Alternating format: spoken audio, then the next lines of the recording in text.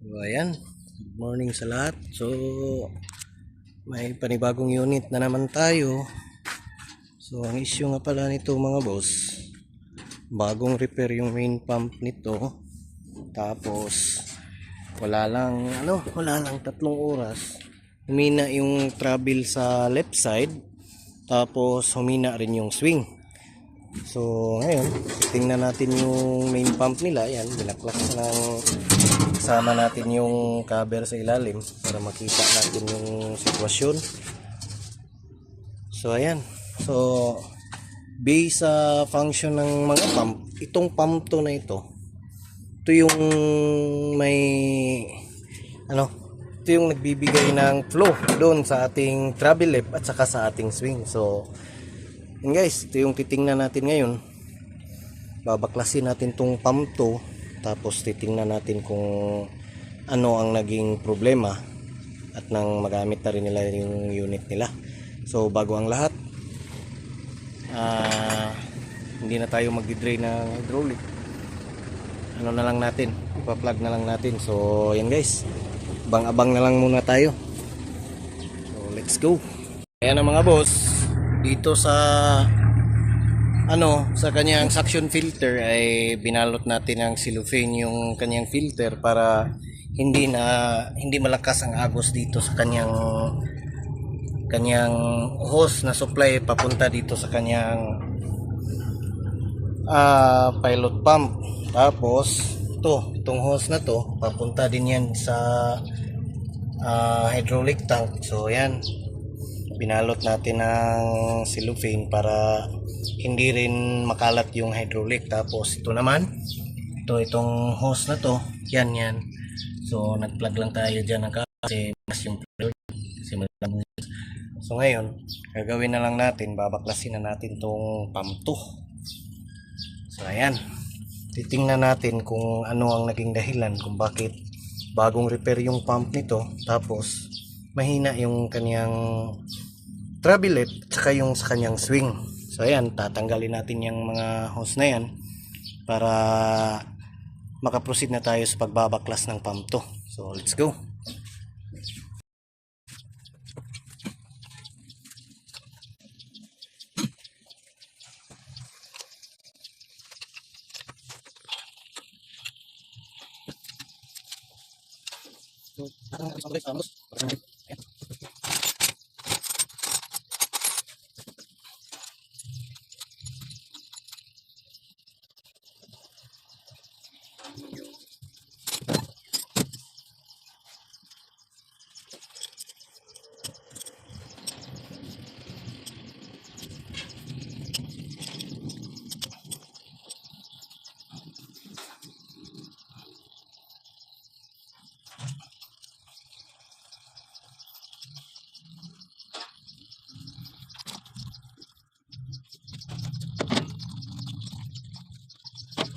So, yung boss, kasi yung dito, gusto natin kasi yung dito para sa ating pump to. Hindi na siya yung natin kumain.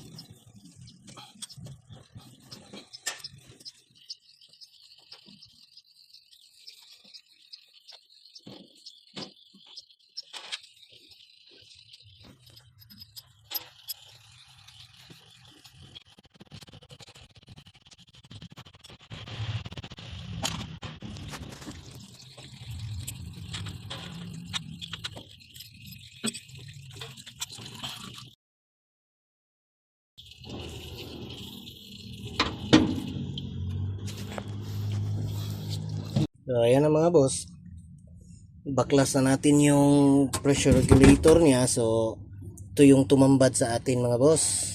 Yan, itong regulator na to sa pagbaklas siguro nila ay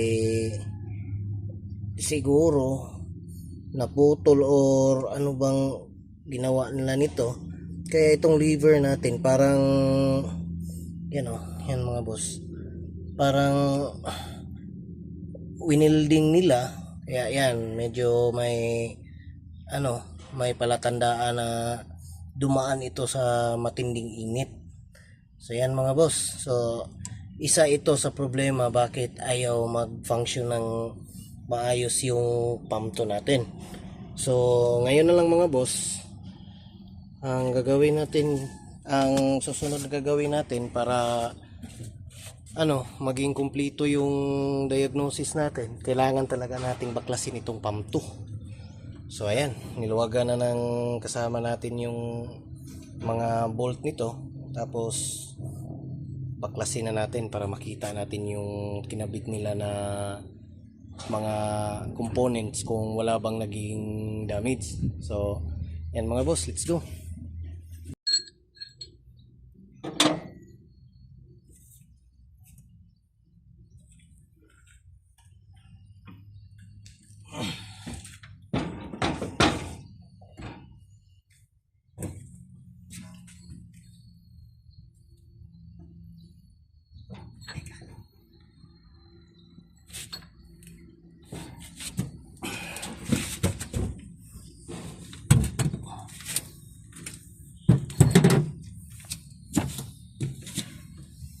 So ayan mga boss, nabaklas na natin yung buong pump 2. So ito yung kanyang valve plate, titingnan natin kung wala bang naging problema sa loob.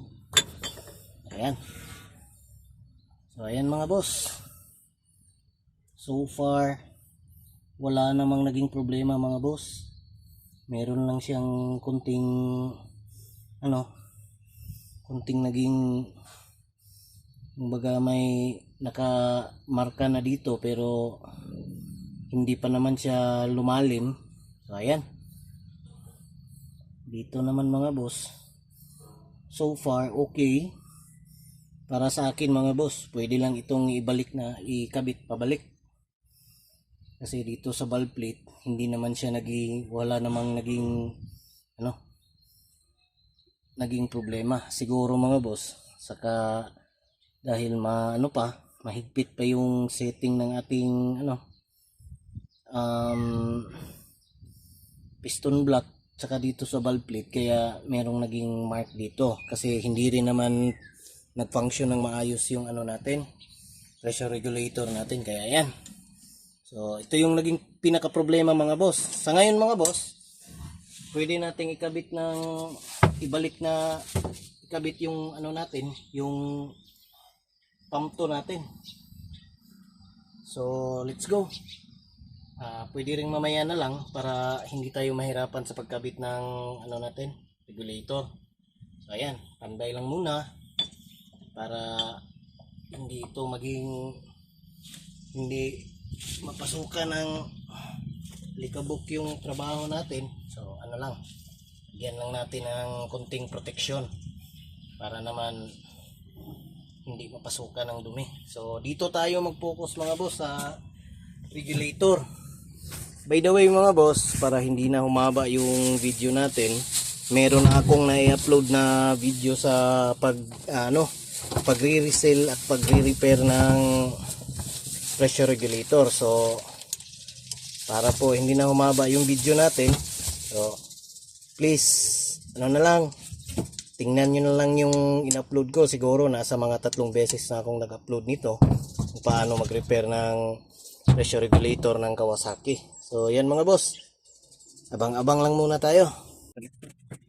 Mga boss, kasi natin yung regulator, tingnan natin yung regulator. So yan, ayun boss, kasi natin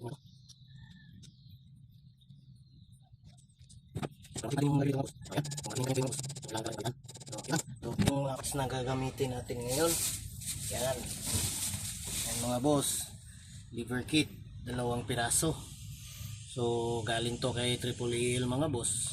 So pasalamat tayo kay AAAL, meron din siyang mga genuine na mga Kawasaki pump. So ayan, kay AAAL mga boss, napamura talaga ako nito, kasi sa iba mga boss nasa almost 20 plus yung presyo nito, pero sa kay AAAL sobrang mababa talaga, genuine pa. So let's go mga boss.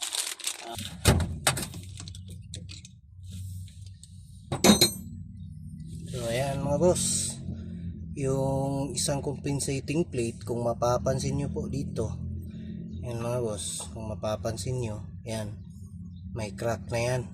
Ito mga boss, yan, ito yung itong sinusundot ko. So may crack na. So, hindi talaga gagana ng maayos yung ano natin, regulator natin.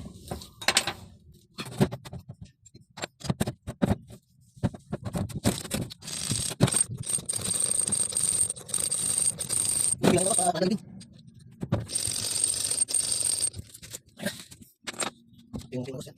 Yan. So ito. Dito na yung problema ko. Siguro mas kalati. Medyo nila. Yung natin yung isang pisin niya. So dami yung magiging wala. Ayan mo. So kapalitan natin. Ayan. So isang natin boss.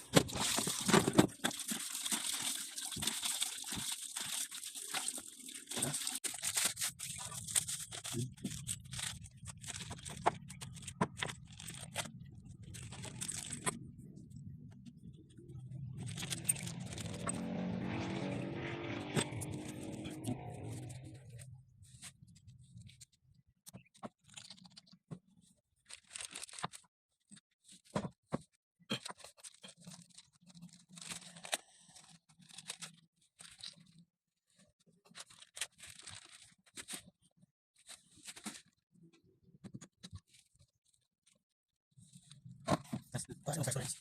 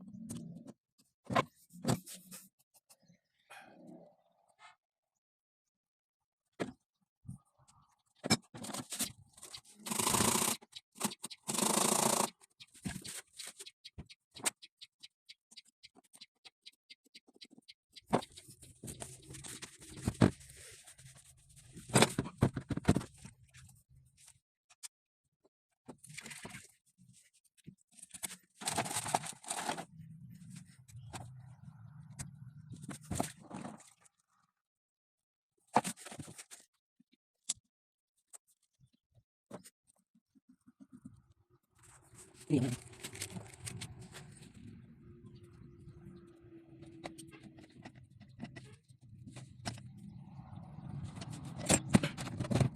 So yun boss, makikita nyo boss, wala nang painting na. So yan, hindi mo pinakon yung regulator natin. So yan yung tamang regulator natin boss.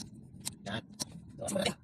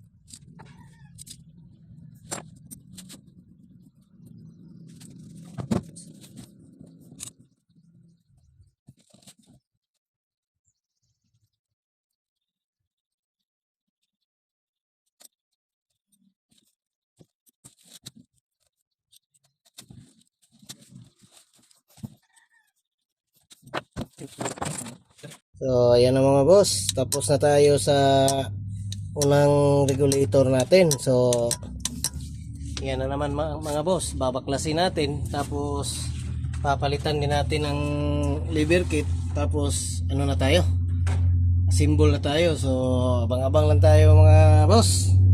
So ayan, maganda na yung galaw ng ating regulator mga boss. So ayan, Yan mga boss. So, ganyan yung magandang galaw ng regulator mga boss. So, abang-abang lang tayo. So, yan ang mga boss. Naikabit na natin uli yung pump 2. Naikabit na rin natin yung sa pump 1 pressure regulator. Tsaka yung sa pump 2. So, ikpitan lang natin tong pump 2 mga boss para may kabit na natin uli yung pilot pump tsaka yung mga linya, tapos makakapag testing na tayo. So ayan, so abang-abang lang mga boss para samahan nyo kami para sa pagtitesting ng unit na to.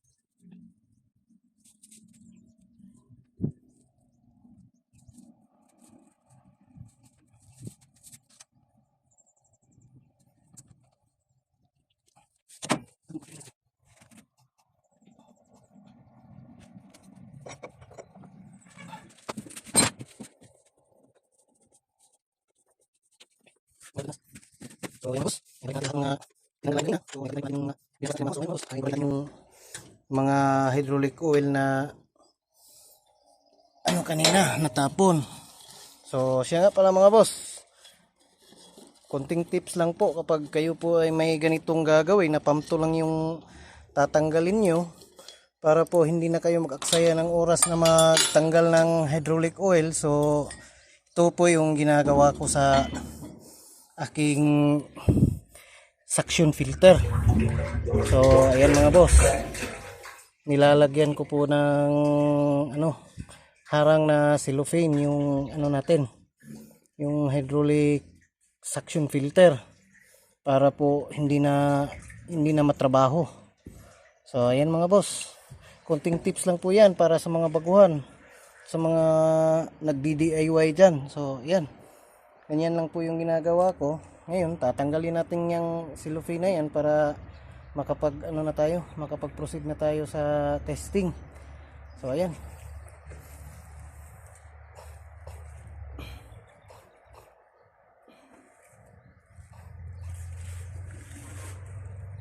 mga boss, cling wrapper po yung ginamit ko dyan mga boss, or yung pang yung ganyan mga boss, yung croco wrap.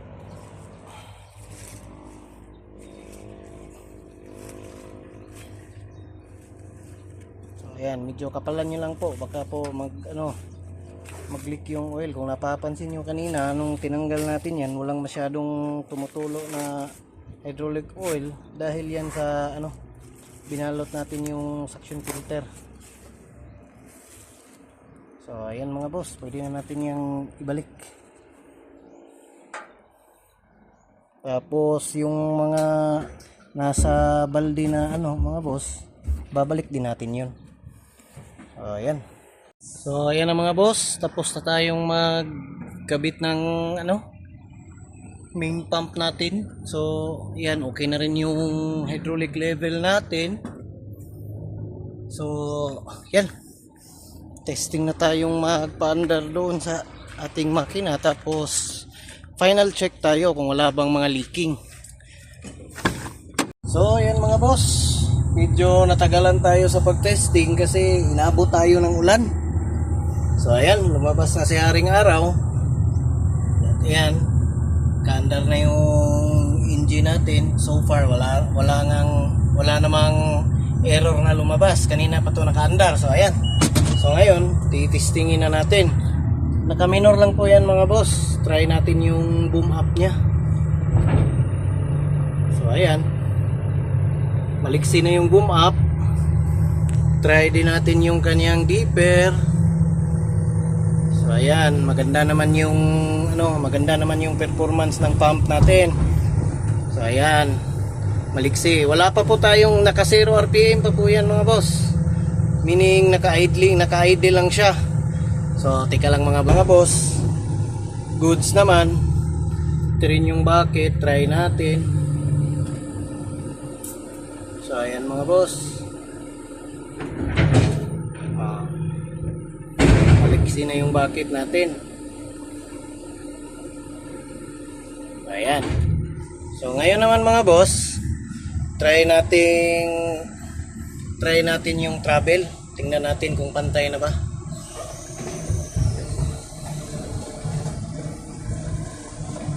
So ayan mga boss, naka 0 RPM pa lang po yan. Pero pantay na yung travel natin. Ayan, na-travel na po tayo.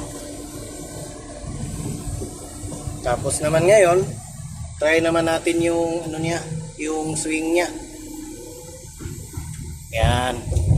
Yun. So dati mga boss ay hindi talaga sila makapag-swing ng ganito kaliksi kasi nga yung pump to natin na regulator ay may problema. So ayan, naka 0 RPM pa lang po yan. How much more pa kaya kung ano na. Tapos tong left side na travel mga boss ay hindi makapag-skid. So ayan, testingin natin ngayon na i-steering. Ayan, tingnan natin mga boss. So ayan, naka 0 RPM pa lang yan mga boss. Maliksi na yung ano natin. Yung sa kabila naman. So ayan. Ayan mga boss. Reverse. Ayan mga boss, ang liksi na ng unit natin. So ibig sabihin yan mga boss, maganda yung resulta ng ating troubleshooting at saka ng ating repair. So sa pagtutrouble ng mga ganito mga boss, sana po ay may matutunan kayo at sana rin po ay may matulungan po ako na mga nagdi-DIY dyan sa mga baguhang mekaniko. At saka na rin po para po maging sulit po yung trabaho natin nang hindi tayo pabalik-balik. So ayan. So thank you for watching and see you in the next video. So maraming salamat po mga boss. Bye-bye. Okay.